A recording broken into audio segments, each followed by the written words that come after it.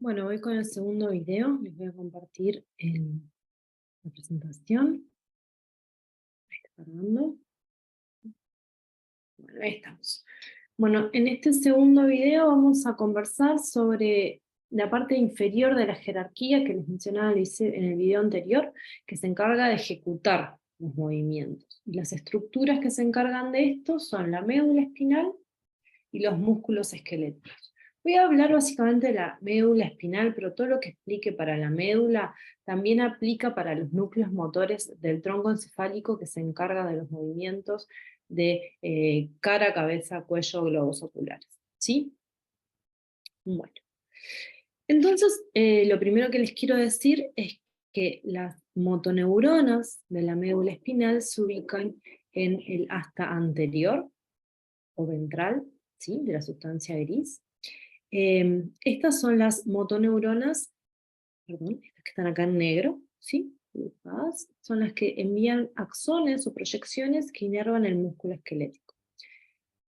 No son las únicas motoneuronas de toda la jerarquía del sistema nervioso motor. Hay motoneuronas en la corteza motora, vamos a hablar de ellas en el video que viene. Pero es muy importante que tengan presente que las motoneuronas de la corteza que están en este esquema en naranja envían proyecciones, axones muy largos, que transcurren por lo que se llaman las vías descendentes, también lo vamos a ver en el video que viene.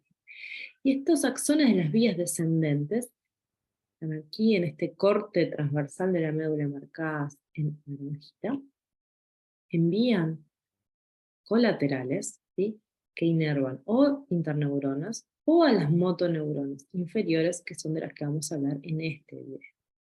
Las motoneuronas de la médula, repito, son las que inervan los músculos esqueléticos. Bien, tenemos dos tipos de motoneuronas en la médula espinal: las motoneuronas alfa y las motoneuronas gamma.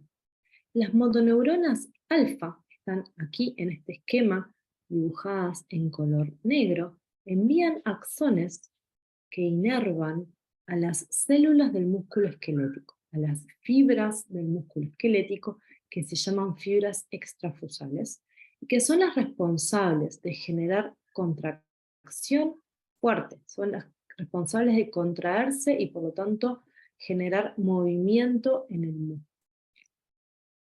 Por el contrario, las motoneuronas gamma, que están aquí dibujadas en rojo, que también envían axones que inervan las fibras del músculo esquelético, inervan otro tipo de fibras, se llaman fibras intrafusales. Esas fibras se llaman así porque están ubicadas adentro del huso neuromuscular. Contracción no tiene que ver con la generación de fuerza en el músculo, sino que permite el sensado de la longitud del músculo, porque el uso neuromuscular, como vamos a ver un poquito hoy, como ya vieron con Rosana, es uno de los órganos de la propiocepción, el encargado de sensar la longitud del músculo. Vayamos entonces a los músculos. Los músculos son estructuras, bueno, antes que eso, hay tres tipos de músculos en el cuerpo: el músculo esquelético, el músculo liso y el músculo cardíaco. Hoy no vamos a hablar ni del liso ni del cardíaco. De ellos vamos a hablar la clase que viene cuando veamos sistema autónomo. Hoy vamos a estar hablando de los músculos esqueléticos, que se llaman así porque están adosados a los huesos, ¿sí? Están adosados a los huesos a través de unas estructuras que se llaman tendones. Las células de los músculos esqueléticos se llaman fibras musculares, y en este esquema están dibujadas acá. Son células muy largas, con muchos núcleos. Cuando se las mira al microscopio óptico, se ve que cada una de estas células o fibras musculares tiene un montón de rayitas, y por eso se los denomina músculo estriado esquelético, porque esta serie de rayitas también se pueden llamar estrías. ¿Por qué hay rayitas así en este músculo esquelético? Bueno, porque las proteínas que están adentro de esa célula, en particular las que se llaman actina y miosina, se organizan de una forma muy, muy ordenada, así como una especie de capitas, de actina y miosina, y cuando eso se lo mira desde el microscopio óptico, da esta sensación de rayitas o estrías. Las fibras musculares se asocian entre sí formando lo que se llaman fascículos. Esos fascículos se asocian entre sí formando lo que se llaman fascias, y las fascias se juntan en lo que llamamos músculo. ¿Cómo es que la excitación de una motoneurona de la médula espinal provoca la contracción de la fibra muscular? ¿Sí? Esto lo vamos a ver en esta diapositiva, recibe el nombre de acoplamiento, excitación, contracción. La célula nerviosa, la motoneurona, envía un axón, como decíamos, que va a inervar a la fibra muscular en una sinapsis, solo que en vez de ser una sinapsis entre una neurona y otra neurona, va a ser una sinapsis entre la neurona y la fibra muscular, y por eso recibe el nombre de sinapsis neuromuscular. Se parece mucho a una sinapsis entre célula nerviosa y célula nerviosa. Esta sinapsis neuromuscular también la pueden encontrar en los textos con otro nombre, con el nombre de placa motora. ¿En qué se parece una sinapsis química en el sistema nervioso a la neuromuscular? En un montón de cosas. Esta terminal axónica de la motoneurona tiene vesículos que contienen neurotransmisores, en este caso el neurotransmisor es la acetilcolina. Cuando el potencial de acción despolariza la terminal sináptica y se libera el contenido de esa vesícula, es decir, la acetilcolina se une a su receptor, que se llama receptor de acetilcolina, que está ubicado en la membrana de la fibra muscular, ¿sí? También pueden encontrar con el nombre de sarcolema a la membrana de la fibra muscular. Cuando la acetilcolina se une a su receptor, provoca la entrada de sodio, como ustedes ya saben, esa entrada de sodio despolariza la membrana. Esa despolarización abre canales de sodio sensibles al voltaje, lo que genera una despolarización aún mayor que se traduce en un potencial de acción. Cuando ese potencial de acción ahora en la fibra muscular, que también es una célula excitada, viaja a lo largo de la membrana de la fibra muscular, va generando la apertura de canales de calcio sensibles al voltaje. Y esa apertura resulta en un aumento drástico de calcio en el interior de la célula muscular. Cuando el calcio invade el citoplasma de la célula muscular, hace que una de estas proteínas que yo les nombré antes, que se llama la miosina y que tiene forma de remo, se camine sobre la actina. ¿Cómo es esto? Imagínense que este brazo mío es la actina, ¿sí? Y que este otro brazo mío es la miosina, acá abajo. Cuando entra el calcio, lo que sucede es que la miosina se pega a la actina y cambia de forma, hace esto. Se despega y se vuelve a pegar y vuelve a tirar.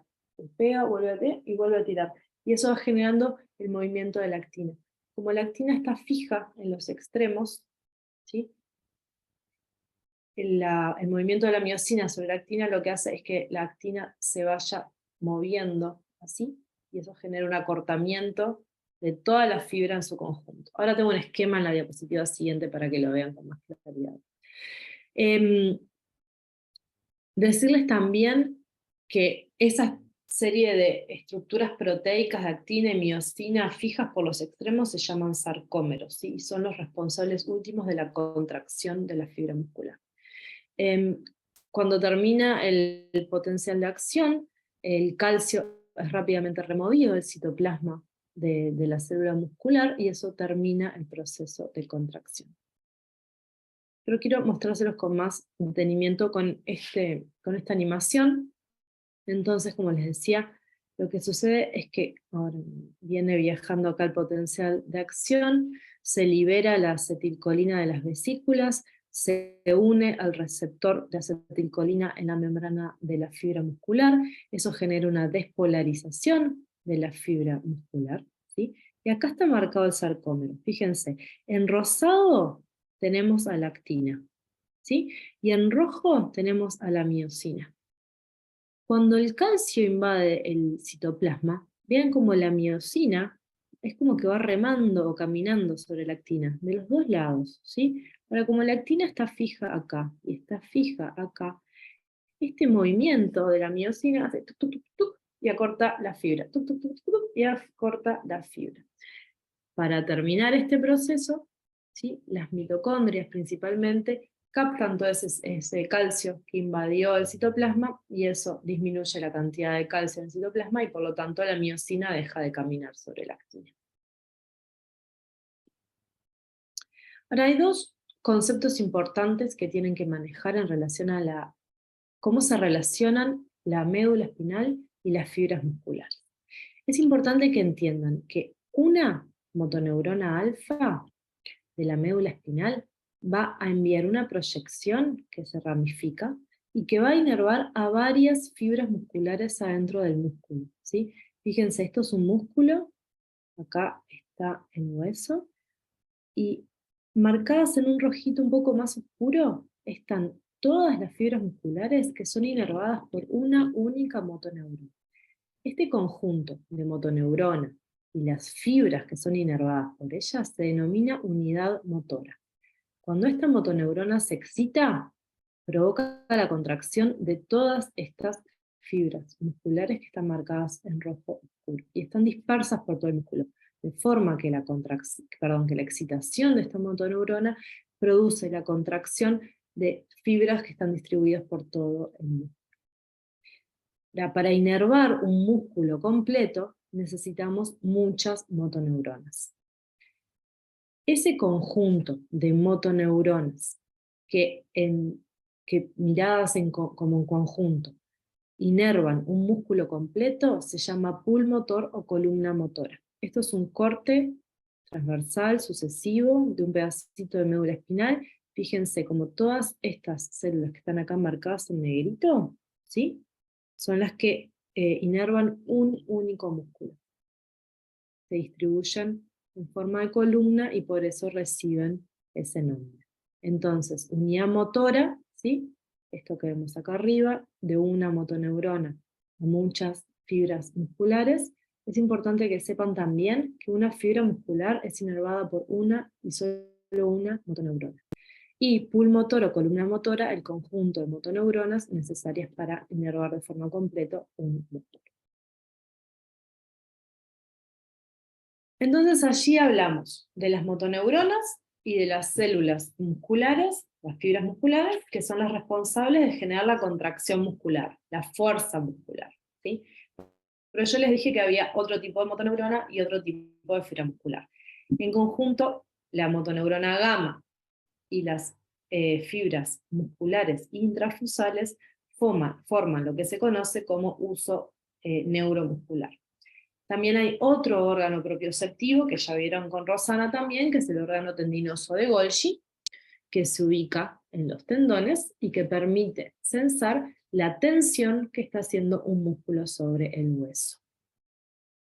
Ahora vamos a conversar un poquito más de esto. En particular quiero hablarles un poquito del uso neuromuscular, porque el uso neuromuscular y las fibras extrafusales y las motoneuronas alfa están en conjunto implicados en regular los arcos reflejos, ¿sí?, esas respuestas motoras sencillas y automáticas que suceden de forma no voluntaria.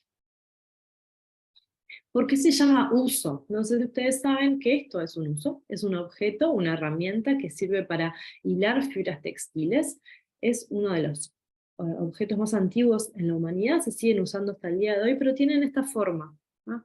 Cuando los histólogos empezaron a mirar al microscopio y se encontraron con esas estructuras que hoy llamamos uso neuromusculares, le encontraron una forma parecida a esto, y por eso les pusieron ese nombre, uso neuromuscular. Y por eso lo que está adentro del uso se llama intrafusal, y lo que está afuera del uso se llama extrafusal. Les digo esto simplemente para aclarar ese nombre que puede ser complejo si no saben lo que es un uso. Bueno, y los reflejos, entonces, suceden gracias a la acción cooperativa de los órganos propioceptivos y de las fibras musculares extrafusales. Vamos a empezar por el reflejo más sencillo que existe, es el reflejo de extensión, también llamado reflejo mutático, y es el más sencillo porque implica una única sinapsis. y por eso se lo denomina circuito monosináptico, mono de uno, sináptico de sinapsis, claramente. ¿Qué es este reflejo de extensión o reflejo miotático? Bueno, sucede como respuesta automática a la extensión de un músculo. Veamos dos ejemplos.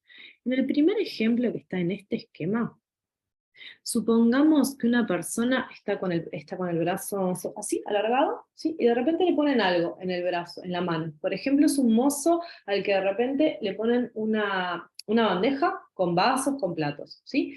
Claramente, la tendencia del músculo cuando le ponen un peso arriba es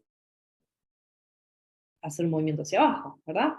Como está acá ejemplificado en la parte de abajo del esquema. Cuando este brazo sostiene un peso, el brazo baja y este músculo se extiende, se estira, ¿sí? Si el cuerpo no detuviese esa extensión de forma automática, ese objeto que estamos sosteniendo se cae, ¿sí? Entonces, el reflejo de extensión permite que este músculo que se extendió se contraiga, y por lo tanto este objeto no se caiga. ¿Cuál es el circuito que permite eso? Bueno, es un circuito que comienza con el uso neuromuscular, que es el que sensa justamente la longitud del músculo. Cuando este músculo se extiende, el uso neuromuscular tiene una fibra sensitiva, ¿sí? Esta fibra sensitiva dispara frente a la extensión, y esa información viaja desde el músculo hasta la médula, ¿sí? A través de esta vía aferente, que tiene un cuerpo neuronal en el ganglio de la raíz dorsal, y esta, entonces, fibra aferente hace contacto con una motoneurona alfa, y esa motoneurona alfa entonces excita a las fibras musculares y este músculo se contrae.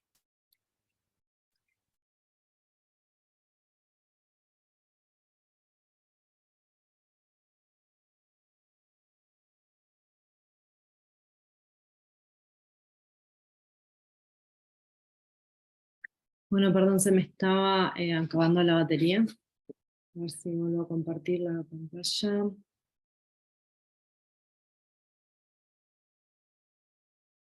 A ver, perdón por esto.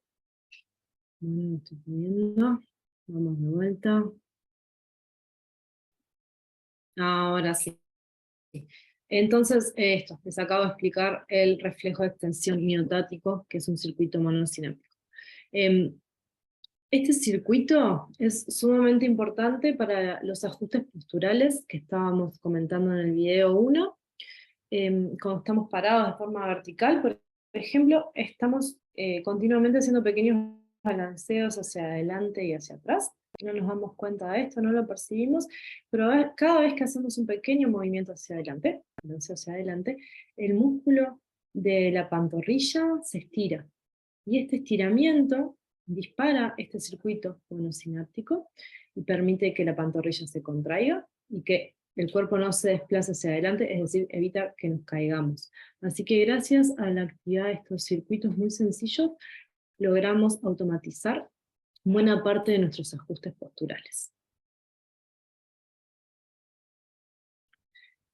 Pero también hay circuitos más complejos en la médula, son los reflejos, son circuitos polisinápticos, porque involucran varias sinapsis. Dentro de ellos tenemos el reflejo inhibitorio del órgano tendinoso de Golgi, y tenemos los reflejos secundarios. Se los voy a explicar por separado. El reflejo inhibitorio del órgano tendinoso de Golgi ocurre de la siguiente manera. Cuando un músculo se está contrayendo, ¿sí? Empieza a hacer fuerza, y esa fuerza se transmite a los tendones. Lo que se cree es que si este músculo se contrae con demasiada fuerza, de forma muy brusca, entonces es posible que llegue a dañar a este tendón, ¿sí? Y que llegue a perder entonces parte de su inserción en el hueso. Y para que eso no suceda, cuando la tensión en el órgano tendinoso de Golgi es muy grande, La fibra sensitiva del órgano tendinoso de Golgi, que está acá marcada en verde y que estoy siguiendo ahora acá con el mouse, ¿sí? Envía una señal, ¿sí? Esta, que lo que hace es hacer sinapsis con una interneurona inhibitoria, que está marcada en rojo. Por eso también se llama reflejo inhibitorio, ¿sí? Esta interneurona, como es inhibitoria, al hacer contacto con una motoneurona alfa, inhibe a esta motoneurona alfa, por lo tanto frena la contracción de este músculo.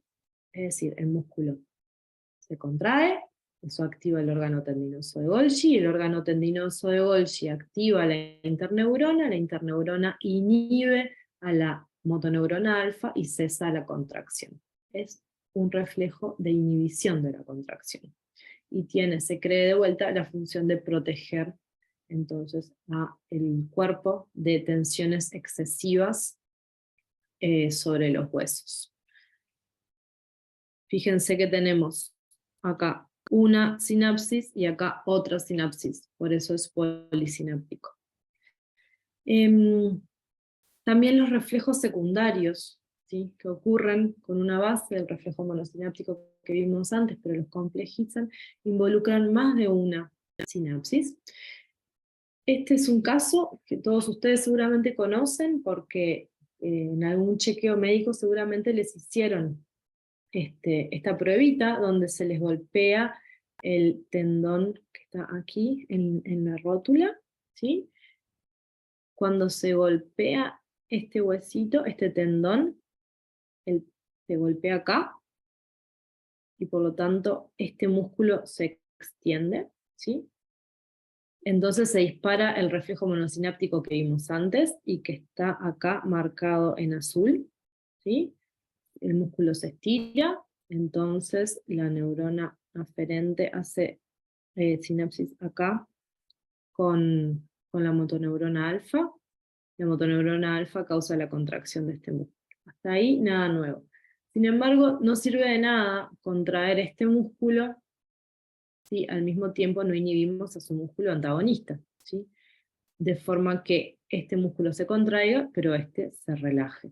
Y eso es lo que permite este circuito un poquito más complejo, porque fíjense que esta misma neurona aferente o neurona sensitiva, sí, que de la que hablamos antes y que tiene su cuerpo acá en el ganglio de la raíz dorsal, cuando entra no solo hace sinapsis con la motoneurona alfa que acabamos de describir, también hace sinapsis con una interneurona inhibitoria, y esta interneurona inhibitoria, que está acá marcada en rojo, lo que hace es hacer sinapsis con esta motoneurona alfa, pero que está inervando al músculo antagonista. De forma que este mismo circuito excita al músculo, que en este caso es el cuádriceps, e inhibe al músculo antagonista, que es el isquiotibial. Fíjense que de vuelta tenemos una sinapsis, dos sinapsis, tres sinapsis, varias sinapsis involucradas en este mismo circuito, y por lo tanto recibe el nombre de circuito polisináptico. Bueno, con esto estamos terminando el video de médula y músculo, y pasamos al video de corteza cerebral.